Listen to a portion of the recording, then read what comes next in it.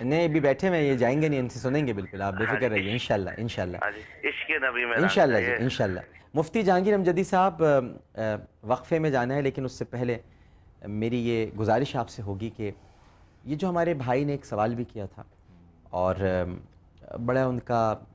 ایک درد تھا جس کا انہوں نے اظہار کیا، اور اپنی کیفیت کے بارے میں بھی بتایا کہ میرے پاس تو اگر 2 روٹیاں ہوں تو میں اپنے ایک بھائی کو دے دوں، اور یہ در حقیقت جس کا بھی ذکر فرما رہے تھے شبیر رضا زیدی صاحب کی، یہی اتباع ہے، یہی پیروی ہے کہ آپ تو خود بھوکے رہ جاتے تھے لیکن اوروں کو کھانا کھلا دیتے تھے، تو کم از کم غلام اتنا تو کریں کہ اگر ان کے پاس کچھ زیادہ ہے تو اپنے کسی بھوکے بھائی کو دے دیں۔ لیکن ان کا دل دکھا ہوا ہے، یہ جو ہم ایک دوسرے کی گردنیں مار رہے ہیں، نفرتیں ہمارے اندر پیدا ہو گئی ہیں۔ جہانگیر امجدی صاحب، جیو عشق میں نبی کے رہتے ہوئے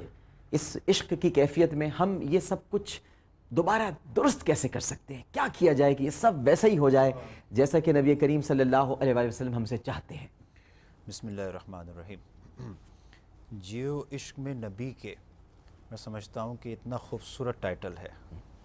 آج کے اس دن کے اعتبار سے اس سے خوبصورت ٹائٹل شاید نہیں ہو سکتا، الحمدللہ، جو ذو معنی ہے۔ جی، اور آپ کے سوال کا جواب بھی اسی میں مضمر ہے کہ تاجدار حرم فدا ہو ابی و امی صلی اللہ تعالیٰ علیہ وسلم سے وابستگی، دلی وابستگی، یہ اس چیز کا تقاضا کرتی ہے کہ جس چیز سے سرور کونین کو محبت ہے اس سے محبت کی جائے۔ سبحان اللہ سبحان اللہ سبحان اللہ۔ کل میں اپنے بچوں کو بھی بتا رہا تھا واقعات کے، راوی جو ہے وہ 3 واقعات نقل کرتے ہیں کہ جب پہلی راویہ جو ہیں سیدہ آمنہ ہیں، یا وہ دائی جو اس وقت موجود تھیں، جو اس کی آئی وٹنس ہیں، کہ سرور کونین صلی اللہ علیہ وسلم جس وقت دنیا میں تشریف فرما ہوئے ہیں تو حالت سجدہ میں ہیں۔ جی، اب ایک روایت یہ ہے کہ اللہ کی حمد و ستائش بیان کی، اور ایک روایت یہ ہے کہ لبہائے اقدس سے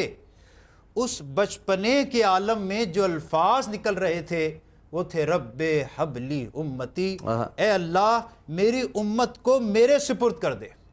پھر ساری زندگی امت کے لیے آپ نے اذیتیں برداشت کی، اور پھر وہ لمحہ آیا کہ جب سرور کونین کا وصال ہوا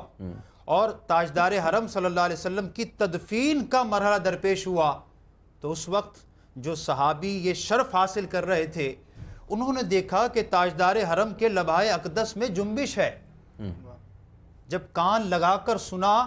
تو یہی صدا سنی، رب حبلی امتی۔ تو اس امت کے لیے سرور کونین نے اپنی ساری زندگی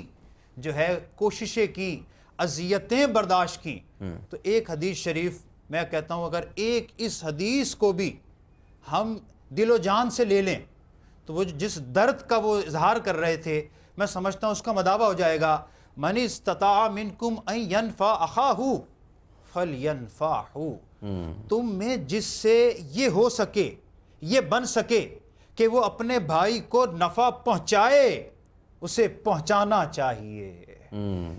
تو جیسے وہ کہہ رہے تھے کہ میرا تو درد یہ ہے، زہ نصیب پوری امت کا یہ درد ہو کہ اگر میرا پڑوس بھوکا ہے اور میری ضرورت سے 1 روٹی زائد ہے تو یہ ہوس اور ہرس نہ ہو کہ مجھے تیسری مل جائے، بلکہ یہ درد ہو کہ میں تو ایک میں بھی رات گزار لوں گا، وہ شاید رات کو پیٹ کاٹ کر گزارے گا تو میں ایک کو سیکریفائز کرتا ہوں۔ بالکل صحیح، بالکل صحیح ہے۔ ایک چھوٹا سا وقفہ لیتے ہیں ناظرین اکرام، وقفے کے بعد دوبارہ حاضر ہوں گے، ہمیں یقین ہے کہ آپ سب لوگ ہمارے ساتھ ہی رہیں گے۔ السلام علیکم ورحمۃ اللہ۔ جیو عشق میں نبی کے، جیو عشق میں نبی کے، جیو عشق میں نبی کے، جیو عشق میں